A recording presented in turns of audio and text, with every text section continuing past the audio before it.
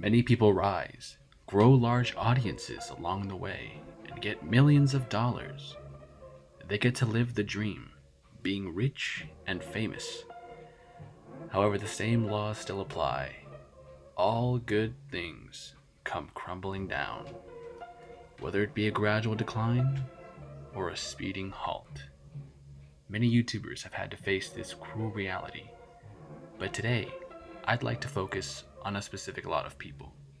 4 of the most important figures in the YouTube community who have lost one, some, or all of that YouTube dream.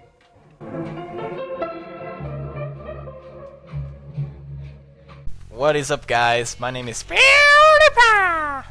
PewDiePie is a YouTuber with over 100 million subscribers and is by far the most popular YouTuber to ever exist. His first video dates to October 2nd of 2010, consisting of a 2-minute gameplay clip of him playing Minecraft with a friend. What the fuck is that? Over a gradual span of about 2 years, PewDiePie would launch himself and gaming reactions into the YouTube spotlight, and many YouTubers would come out of the woodworks, starting gaming channels of their own and taking influence from PewDiePie, and therefore in the process, launch the gaming genre to new heights. Over the years of 2013, 2014, and 2015, PewDiePie would enjoy a steady yet immense rise on YouTube, gaining hundreds of thousands of subscribers per month and finally managing to beat out Smosh in August of 2013. How's it going, bros? My name is PewDiePie. I just wanted to make this quick video to say thank you since we hit #1. In this time of PewDiePie's rise, other YouTubers began to rise to the YouTube spotlight as well.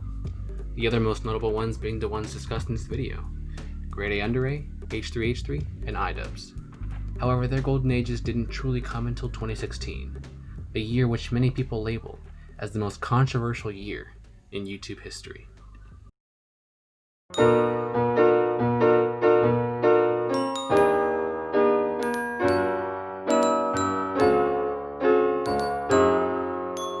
Really quick, Keemstar has basically been threatening other YouTubers.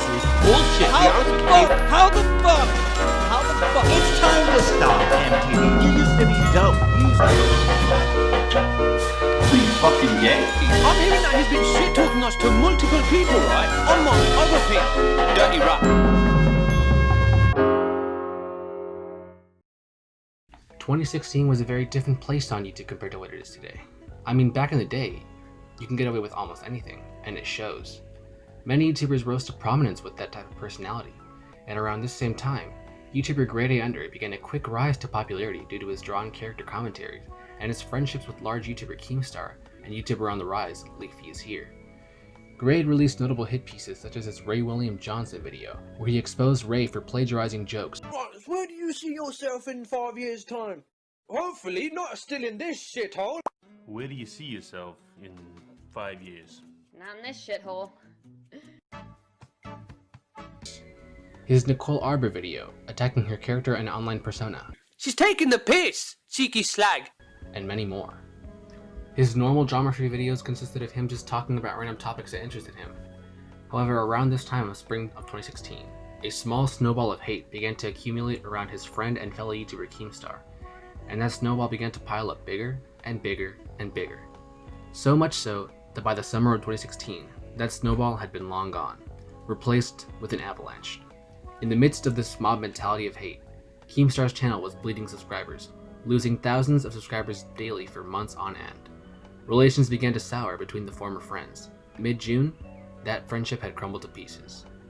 Leafy's Here and Grade A Under A both came out with their hit pieces detailing their problems and negative personal experiences with Keemstar, the latter of which releasing more of a personal attack, coming out with allegations of pedophilia, domestic abuse, and outright racism. Keemstar is a fucking tumor on this website, mate. And his channel is cancer. Drama Alert is fucking cancer, man. Listen, I find it fucking crazy that Keemstar's gonna go and talk so harshly about Pyrocynical talking to a 15-year-old girl as if it's the worst thing on earth, right? When Keemstar himself had a girl of the exact same age, 15 years old, get naked for him on a live stream. My name is DJ Keemstar, and I like to physically and emotionally abuse my girlfriend. I just stabbed my girlfriend in the cheek with her own car keys. This is actually from his girlfriend who has lived through hell. So apparently, there's proof that he's a woman beater as well. I'm fucking white, I run this world. You're black, you're my slave. When someone says, yo, what up, my N-word? To their friends, right? That's not really racist. But when someone literally says, I'm white, I run this world. You're black, you're my slaves. I don't think that's too much of a joke, do you? The videos made on Keemstar did very well for Grade, becoming some of the most popular videos on his channel, all of which added up to around 13.5 million views. Everything seemed to be going well for Grade. His channel was growing tremendously, and he had a large support around himself from the commentary community and the larger YouTube community itself. He was at the peak of his online reputation, but it all went downhill from here.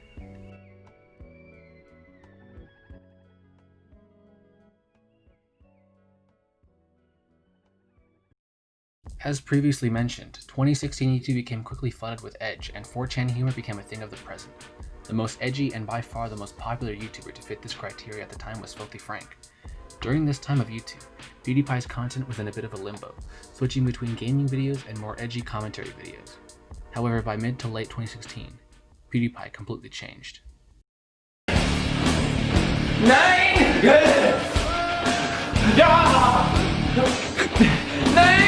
PewDiePie went through a phase of edge and Filthy Frank-inspired content. This new style of content was a shock to longtime viewers, but was instantly welcomed with the open arms of the 4chan-infested community. PewDiePie made videos ranging from the popular punching bag Sorsha to videos about good old Adolf. He even referenced Leafy in one of his videos, who was at the time the most popular commentator on YouTube. Dylan the Hacker, Leafy, Keemstar. All of these videos during this era had been generally receiving positive reception, getting hundreds of thousands to even millions of likes on his videos. Everything seemed to be going well for Felix. His channel was growing tremendously, and he had large support around himself from the commentary community and the larger YouTube community itself. He was at the peak of his online reputation, but it all went downhill from here. It's time to stop! H3H3 rose to popularity in around mid-2015, making reaction commentaries to numerous popular figures on the internet, making videos about Papa John, Prank Invasion, and Maddie B. Nowadays, this content seems commonplace, but back then, it was a small sub-community of content that only a small fraction of YouTubers made. These videos managed to garner hundreds of thousands to even millions of views. Not only that, but his featured videos with Filthy Frank and JonTron skyrocketed him and his channel to even a more popular status. He began to punch up, making videos on the popular scum and punching bags in the community. He even dedicated several of his videos to more serious issues like the CSGO lottery scandal involving T. Martin and Syndicate, and also made a video directly calling out Leafy, claiming that Leafy and the commentary community in general had popularized and encouraged a culture of bullying and harassment. So here's the video he made about Tommy. Here's a video he made about a little girl who made a music video. Here's making fun of a kid. Here's making fun of a Joey's World Tour who's obviously has an eating disorder. Like, what the fuck, man? Can you just find like someone to pick on your own size? The latter of which not aging very well. But nonetheless, H3H3 received vehement support from his fans and a large chunk of the community. H3H3 managed to end 2016 with everything in the palm of his hands. His greatest enemies had been launched into the YouTube stratosphere, and his channel had well over 2 million subscribers. But on December 20th of 2016, Ethan uploaded the most important video of his YouTube career.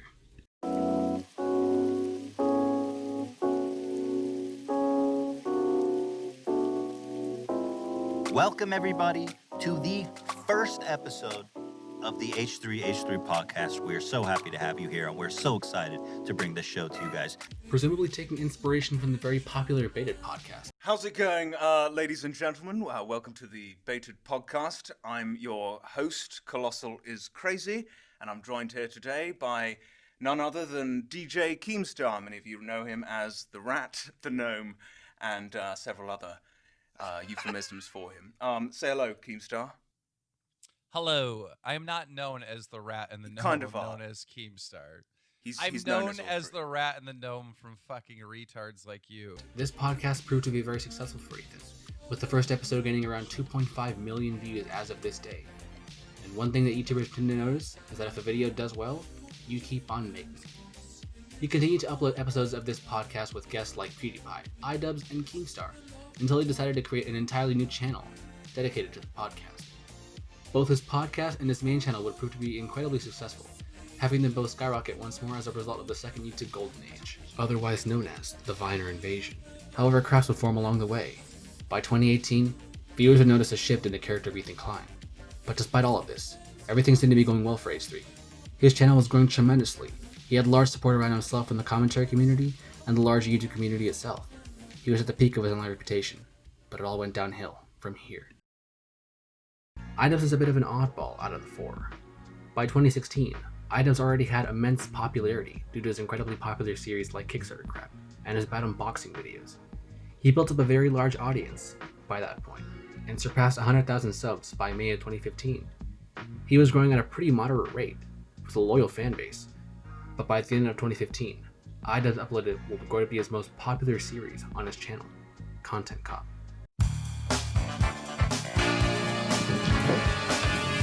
This video would launch his channel into the YouTube limelight. Due to the sudden success of his series, Idubbbz continued to upload content cops, mixed along with his usual Kickstarter craps and bad unboxings. He would make several content cops about general video genres, but his most notable ones of 2016 would be his Keemstar and Leafy content cops, and both would paint the picture to the public that Idubbbz is a flawless, bona fide YouTube god.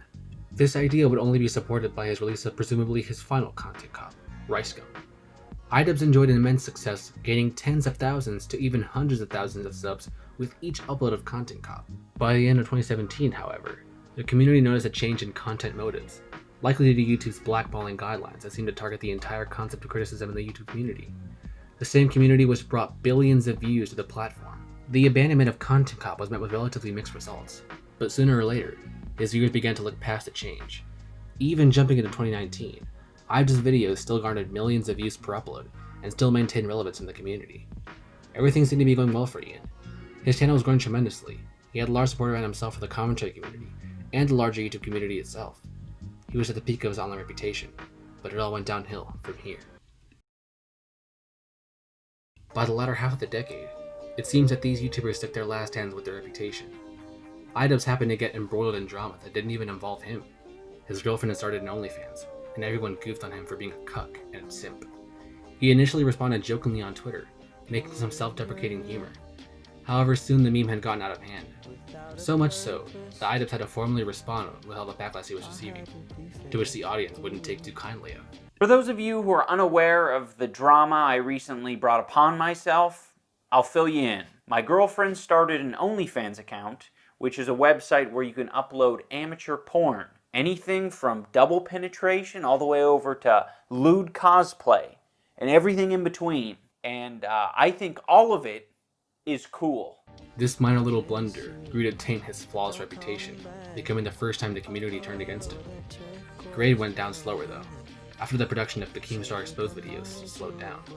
Idubbbz came out with a content cop on Leafy, ridiculing him and his content, while having a tiny little segment in the video where he called Grade a pussy. Wow, you guys must be great judges of character if you were surprised by Keemstar going behind your back. Grade A and Leafy, complete fucking retards. Actual retards. Yo, is this person fucking retarded? Yes. Yo, is this person fucking retarded? Yes. This dome of safety created by Idubbbz allowed smaller commentators to come out of the woodworks to detail their personal experiences with Leafy. One particular video released by Hey Watch Your Mouth seemed to be the most damning. In the video, Nick detailed how Leafy basically robbed him of his work, and also revealed the true motives of Leafy and Grade making their videos on Keemstar. So he says, pretty much, you know, Keemstar has been getting a lot of hate recently. And I know me and Keemstar are friends, but I've been talking a lot to another YouTuber that I just won't name, and me and him are thinking about making exposed videos on him because we want to distance ourselves from Keemstar. This is a business decision. It is clearly a business decision. He even goes to say, I really like the guy, but because everybody was hating on him and making videos about him, he wants to make a video about him because, again, this kid is a piece of shit. After this, Grade would slowly but surely lose the support of the commentary community, along with Leafy. His views would slowly diminish, and his videos would come out less and less, until he stopped making videos entirely. Ethan would slowly reduce his output of content on the main channel and dedicate his time to making podcasts. The community would slowly turn on him, critiquing his decision on only uploading on the podcast until he came out of nowhere with a game ad. Ethan would later make a video addressing the criticism and explaining his reason for not uploading the main channel anymore. The criticism wouldn't stop, however, as many people would continue to deliver the strong opinions on Ethan, until late 2018, when a video titled "The Death of H3H3 Productions" was released by talented YouTuber Gokunar. This video would only heighten the criticism against Ethan, and many of his former fans would soon be swayed. PewDiePie got it a bit differently though. In February of 2017, PewDiePie would release a video about Fiverr, making the joke that anyone would do anything as long as they got paid. He proved this by paying people to say anti-Semitic things for humor. This video was received well by his audience, but the Wall Street Journal would say otherwise. The Wall Street Journal would post an article that PewDiePie was anti-Semitic and an alt-right Nazi. The YouTube community would stand behind PewDiePie, defending him against the slanderous claims made by the mainstream media. However, the effort would prove futile. The network supporting PewDiePie, Maker, would drop him.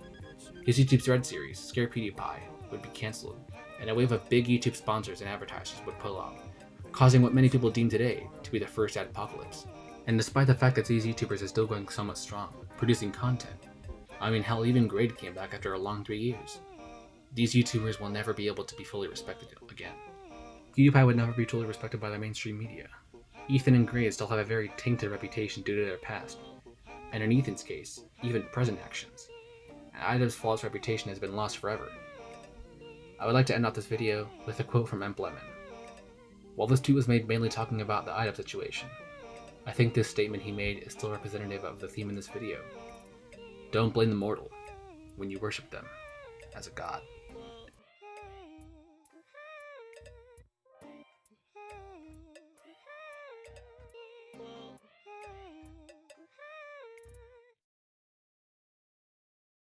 Hey guys, so I kind of just wanted to end off the video with a little side note.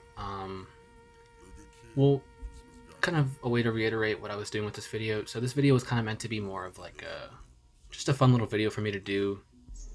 Just talking about, you know, the idea of putting people up on a pedestal and worshiping their every movement and whatever they do. I'm fucking a little bit pissed because I lost all my progress initially when I was recording this, and I was already an hour into it, but that's beside the point. Yeah, I kind of just wanted to readdress everything. There's going to be more content obviously coming soon.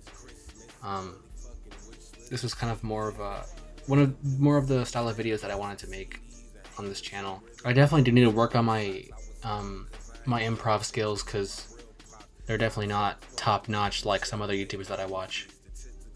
But yeah, that's it for the video. Thank you guys so much for watching. If you enjoyed, please like the video, subscribe, and I'll catch you guys in the next video. Bye guys. In America.